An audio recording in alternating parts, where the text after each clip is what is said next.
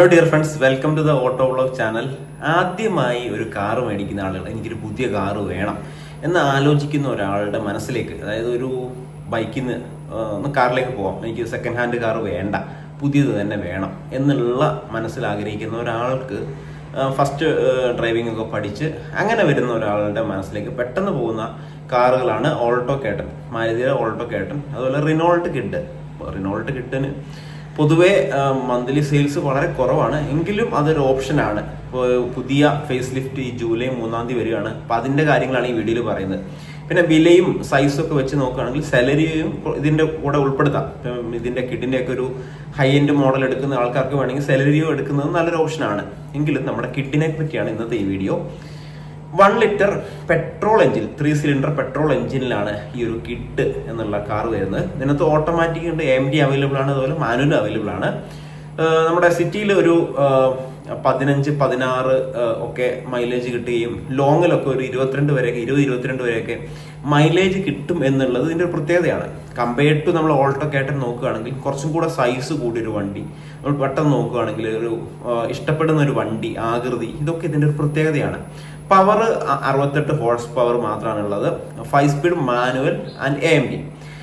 ഇനി നമ്മൾ നോക്കുകയാണെങ്കിൽ SUV ഇൻസ്പയർഡ് ആയിട്ടുള്ള ഒരു സ്റ്റൈലാണ്. അതുപോലെ ഇതിന്റെ ഗ്രൗണ്ട് ക്ലിയറൻസ് എടുത്തു പറയേണ്ടതാണ്. 184 മില്ലിമീറ്റർ, അതായത് നമ്മുടെ ഇഗ്നിസിനൊക്കെ 180 ഉള്ളൂ, 184 മില്ലിമീറ്റർ ഗ്രൗണ്ട് ക്ലിയറൻസ് വരുന്നുണ്ട്. കോമ്പാക്ട് ഡയമെൻഷൻസ് ആണ്. ലെങ്ത് ഒരു 3731, അത്യാവശ്യം ലെങ്ത് ഉണ്ട്, തീരെ കുറവല്ല. അതുകൊണ്ട് തന്നെ കാലൊക്കെ നീട്ടി ഇരിക്കാൻ സാധിക്കും. അതുകൊണ്ട് തന്നെ ഇതിന്റെ വീൽ ബേസ് ഏകദേശം 2422 വരുന്നുണ്ട്. ബൂട്ട് സ്പേസും 279, അത് മോശമല്ല കേട്ടോ, കാരണം ടിയാഗോയിലൊക്കെ 242 വരുന്നുള്ളൂ.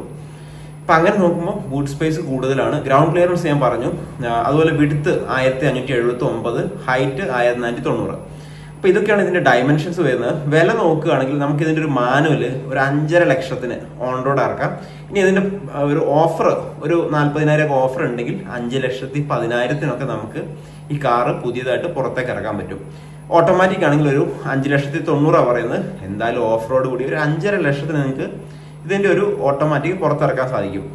ഇനിയിപ്പോൾ അവളുടെ കേട്ടൻ നോക്കുകയാണെങ്കിൽ അതിനും 5.5 വരുന്നുണ്ട് ഓട്ടോമാറ്റിക്. അപ്പം അങ്ങനെയൊക്കെ രണ്ടും കൂടെ നോക്കുകയാണെങ്കിൽ കുറച്ചും കൂടെ ഒരു ബിൽഡ് ക്വാളിറ്റി ഒക്കെ ഉള്ള ഒരു കാറായിട്ട് നമുക്ക് കിഡിനെ കരുതാം. ഇത് ഓടിക്കുന്ന ആരും തന്നെ മോശം എന്ന് പറഞ്ഞു കേട്ടില്ല, പ്രത്യേകിച്ചും 1 ലിറ്റർ ആയതുകൊണ്ട് തന്നെ. പണ്ടൊക്കെ 800 ഇറങ്ങുമായിരുന്നു, അപ്പോൾ കുറച്ച് കയറ്റത്തിലൊക്കെ വലിവ് കുറവുണ്ട്. പക്ഷേ ഇതിപ്പോൾ 1 ലിറ്റർ ആയതുകൊണ്ട് അങ്ങനെയും മോശം പറയുന്നില്ല. അപ്പോൾ ഒരുപാട് എക്സ്ട്രാ ഫീച്ചേഴ്സും ആയിട്ടാണ് ഈ ഒരു വണ്ടി ഇവിടെ ഇറങ്ങിയിരിക്കുന്നത്.